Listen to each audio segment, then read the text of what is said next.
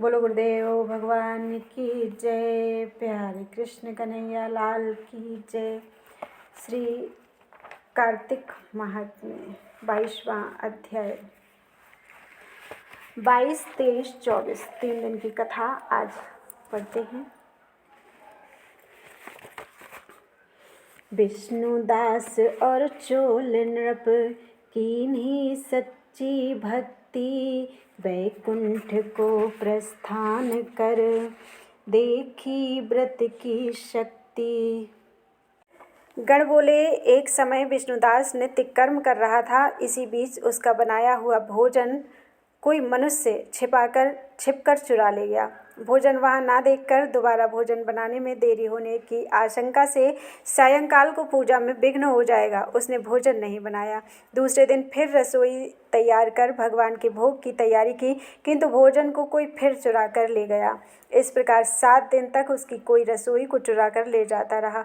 वह विस्मय करता रहा, अपने मन में विचारने लगा कि यह सन्यासी का स्थान है, इसका त्याग तो करूँगा नहीं, किंतु यदि रसोई बनाऊं तो सायंकाल की पूजा कैसे हो। पाक बनाकर बिना भगवान के भोग धरे भोजन करना वैष्णवों को भी उचित नहीं है। मैं भी 7 दिन से उपवास व्रती हूँ, अतः आज पाक की रक्षा करूँगा। इस प्रकार रसोई बनाकर ये छिप रहा। इतने में ही देखता है कि पाक चुराने एक चांडाल आया है, जो भूख से थका हुआ और जिसके तन पर केवल चर्म ही शेष है। उसको देखकर ब्राह्मण दुखी हुआ। उसे भोजन ले जाते देखकर ब्राह्मण बोला, ठहर जा, सूखा क्यों खाता है, घी ले जा और चुपड़ के खाना। ऐसा कहते हुए और आते ब्राह्मण को देखकर डर से चांडाल दौड़ा और रास्ते में गिर पड़ा। उसे मूर्छा आ गई। वह ब्राह्मण मूर्छित चांडाल को अपने वस्त्र से हवा करने लगा। जब चांडाल उठकर खड़ा हुआ तो विष्णुदास ने उसे शंख चक्र गदा पद्मधारी नारायण के रूप में देखा। पीताम्बरधारी, 4 भुजाओं से युक्त, छाती में लक्ष्मी का चिन्ह, किरीट पहने हुए और अलसी के फूल के समान प्रकाशमान कौस्तुभ मणि सहित उसे देखा। सात्विक भावों से युक्त वह ब्राह्मण उनको देखकर स्तुति और नमस्कार करना चाहता था। तभी इंद्रादिक देवता वहां आए। गंधर्व और अप्सराएं नाचने लगीं। वह स्थान सैकड़ों विमानों और ऋषिगणों से भर गया। गीत और बाजों का शब्द होने लगा। फिर विष्णु भगवान सात्विक व्रत वाले अपने भक्त का आलिंगन कर और अपना स्वरूप उसको देकर वैकुंठ को ले गए। सुंदर विमान में बैठे हुए विष्णु के समीप जाते हुए विष्णु को दीक्षा युक्त चोल राजा ने भी देखा। उसको वैकुंठ लोक को जाते हुए देखकर अपने गुरु मुदगल को बुलाकर चोल बोला, जिनकी स्पर्धा से मैंने यह दानादिक किया है, वह ब्राह्मण विष्णु रूप धारण करके वैकुंठ को जा रहा है। विष्णुदास की भक्ति से ही भगवान ने उसको दर्शन दिया, इसलिए दान यज्ञ से भगवान विष्णु प्रसन्न नहीं होते हैं, वे भक्त से ही प्रसन्न प्रतीत होते हैं। गण बोले, तब राजा ने अपना भांजा गद्दी पर बैठाया। वह बचपन से ही यज्ञ की दीक्षा में रहा था, इसी से उसके कोई पुत्र नहीं हुआ। इससे अब तक उसके देश में भांजे ही राज्य के अधिकारी होते हैं। चोल अपने यज्ञशाला में जाकर अग्नि के आगे स्थित होकर विष्णु से प्रार्थना करने लगा, हे विष्णु, मुझको वाणी और कर्म से स्थित भक्ति दो। यह कहकर सबके देखते देखने अग्नि में कूद पड़ा। मुदगल ने क्रोध से अपनी शिखा उखाड़कर उस अग्नि में डाल दी। इसी से उसके गोत्र में सुदगल शिखाहीन होते हैं। मुदगल शिखाहीन होते हैं। तब अग्नि में प्रकट हुए भक्त वत्सल भगवान ने उसको आलिंगन करके श्रेष्ठ विमान में चढ़ा लिया और अपना स्वरूप देकर उसको सब देवताओं समेत वैकुंठ को प्रस्थान किया। इस प्रकार जो विष्णुदास है वह पुण्यशील हो गया और जो चोल राज है सो सुशील हो गया। ये समान रूप वाले दोनों भगवान के द्वारपाल बन गए। बोलो वृंदावन बिहारी लाल की जय। 23वां अध्याय।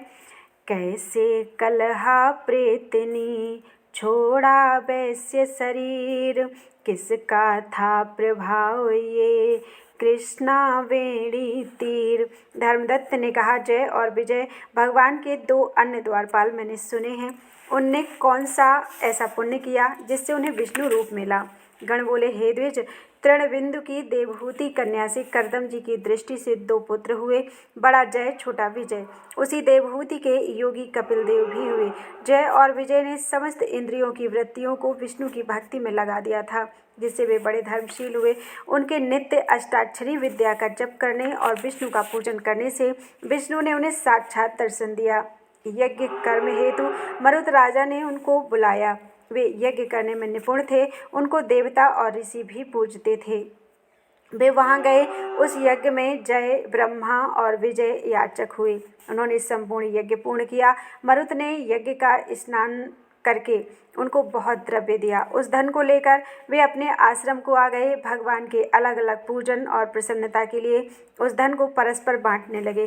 जय ने कहा कि दोनों का समान भाग होना चाहिए और विजय बोला, जो जिसको मिल गया है वह उसी का है।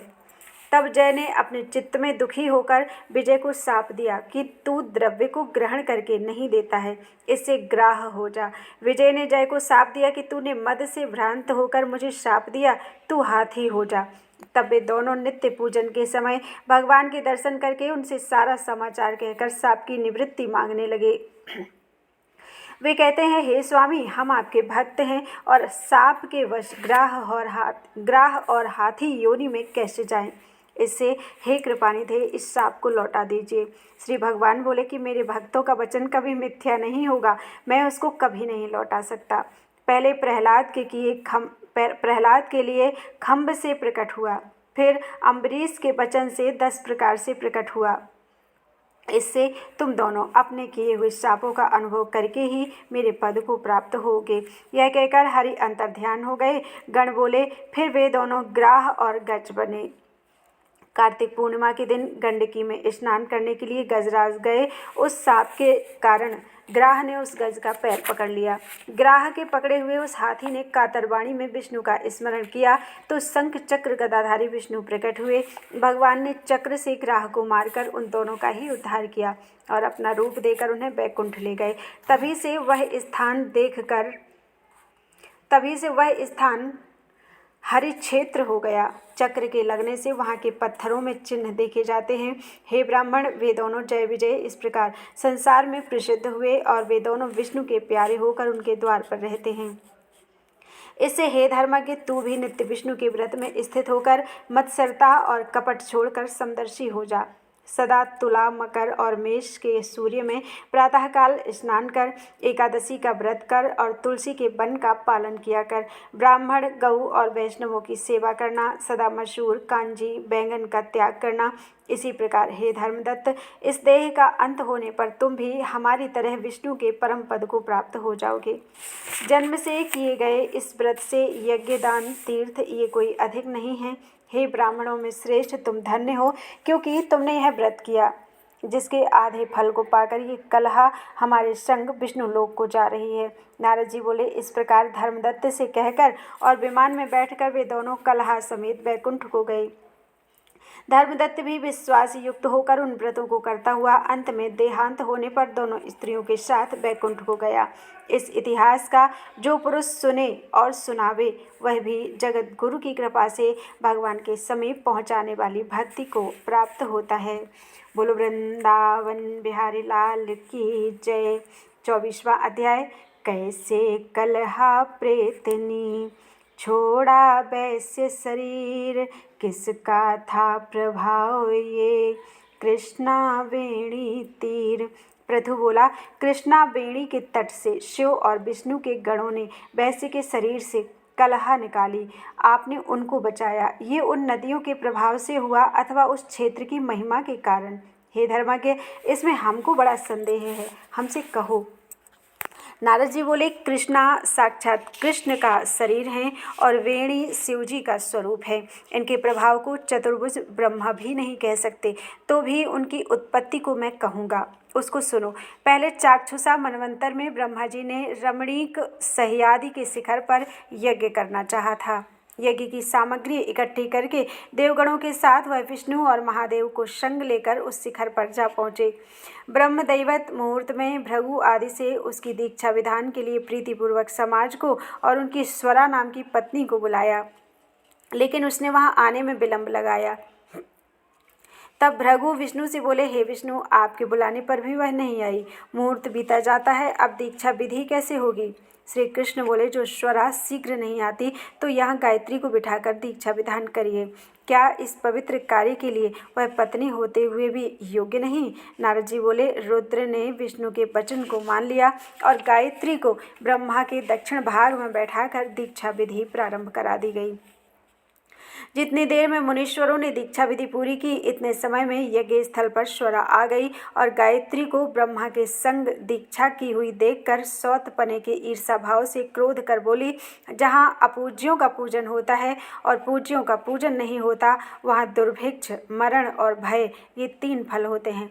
और दक्षिण भाग में जो वह मेरे आसन पर बैठी है, वह अदृश्य और गुप्त रूप वाली नदी होएगी। और हे कृष्ण, मेरे आसन पर मुझसे छोटी को तुमने बिठा दिया, तो तुम भी जड़ बनकर नदी होगे।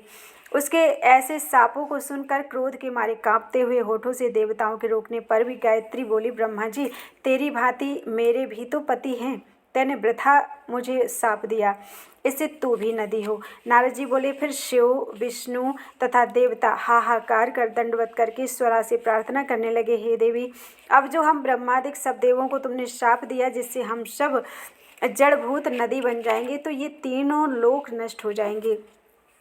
ये शाप तुमने बिना विचारे दे दिया, अतः इन्हें लौटाना चाहिए। स्वरा बोली, हे देवताओं, तुमने यज्ञ के प्रारंभ में गणेश जी का पूजन नहीं किया था, इससे मेरे क्रोध से ये विघ्न निसंदेह पैदा हुआ। मेरा यह वचन निश्चय है, झूठा नहीं है। इससे अपने अंशों से जड़भूत होकर तुम सब नदी हो और हम दोनों सौत भी अपने अंशों से नदी अवन पश्चिम की तरफ बहेंगी। नारद जी बोले, स्वरा के ऐसे वचनों को सुनकर ब्रह्मा, विष्णु और शिव ये सब जड़भूत होकर अपने अपने अंश से नदी हो गए। वहीं विष्णु कृष्णा नदी, शिव वेणी नदी और ब्रह्मा ककुद्यनी नदी हुए। अन्य देवता भी अपने अपने अंशों को जड़ करके सहजल के शिखरों से नदी होकर अलग अलग बहने लगे। पूर्व वाहिनी नदियाँ देवताओं से तथा पश्चिम वाहिनी हजारों नदियाँ उनकी स्त्रियों के अंशों से उत्पन्न हुई। गायत्री और स्वरा पश्चिम वाहिनी नदियाँ सावित्री नाम से प्रसिद्ध हुईं। ब्रह्मा जी ने उस यज्ञ में विष्णु और शिव इन दोनों की स्थापना की, जो महाबल और अतिबल नामक देवता हुए। कृष्णा और वेणी के उपाख्यान को जो मनुष्य सुनेगा और सुनावेगा, उसको उनके दर्शन और तीर्थ स्नान का फल मिलेगा। बोलो वृंदावन बिहारी लाल की जय।